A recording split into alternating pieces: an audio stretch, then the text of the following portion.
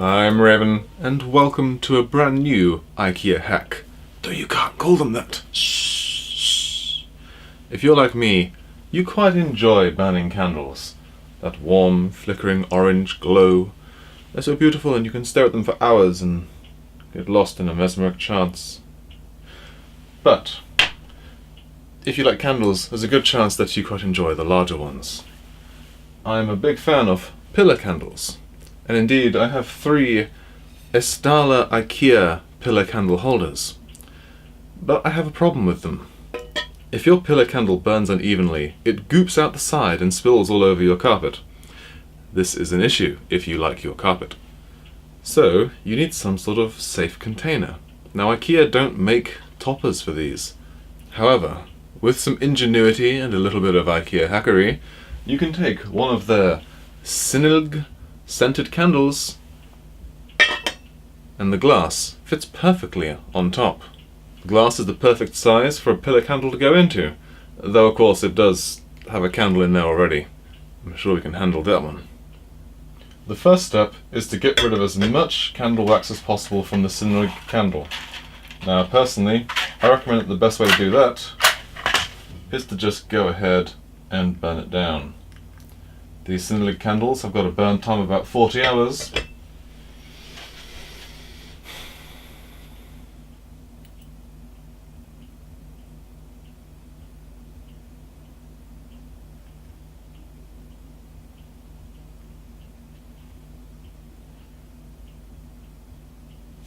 But here's one that I've burned down earlier.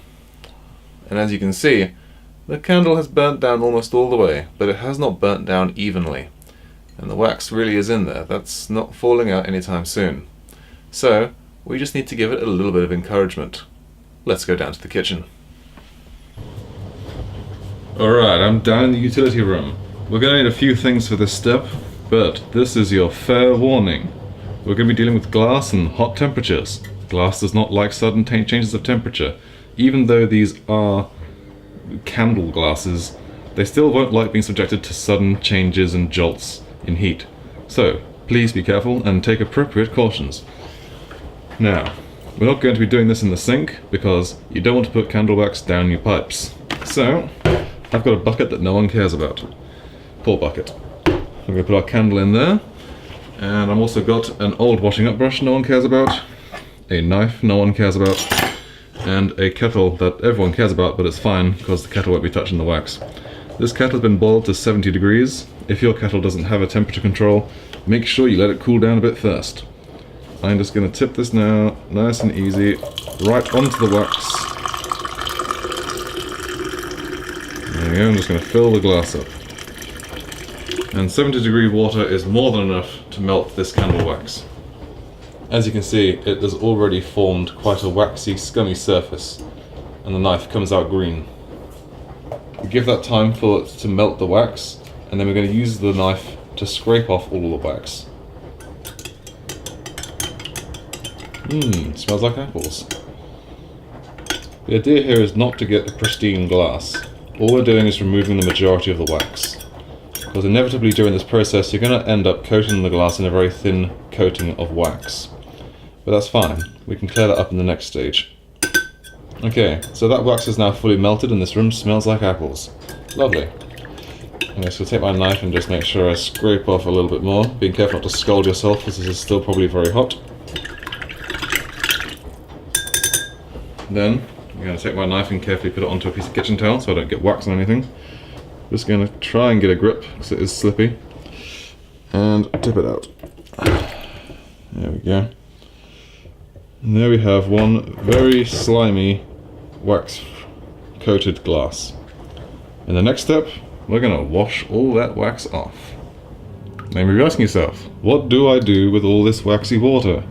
You don't want to pour this down your drain. If you have a utility drain, use that. And we're just going to take some washing up liquid and we're going to wash the glass up using that old ratty brush. This may take a couple of passes because the wax really will stick to everything. Getting rid of wax is very difficult. But eventually it will become clean enough that any excess wax still on the glass can be wiped off with some kitchen towel or an old cloth. There we go, looking pretty good already. Now I've removed the worst of it. I'm just going to take a piece of kitchen towel and transfer any remaining grease and wax onto the towel. It'll need another going over to get rid of the last traces of it, and then we just need to get rid of this label, but that's the easy part. This is a really messy process, so if you're going to be doing multiples of these, do them all at the same time, because the cleanup can be a pain. Hence why we're using a bucket no one cares about.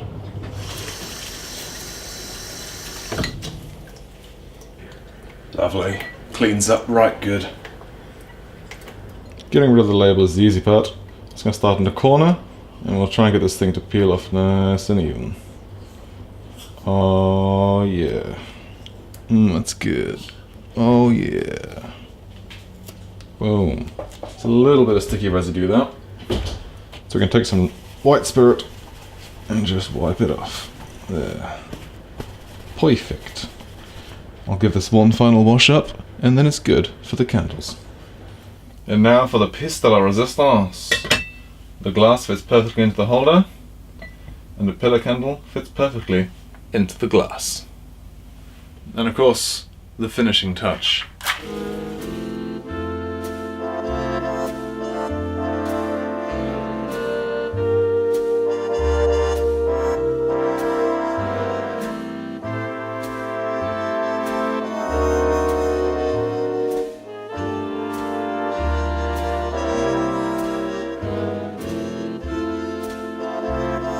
But until next time, I'm Raven, and that's all from the lair.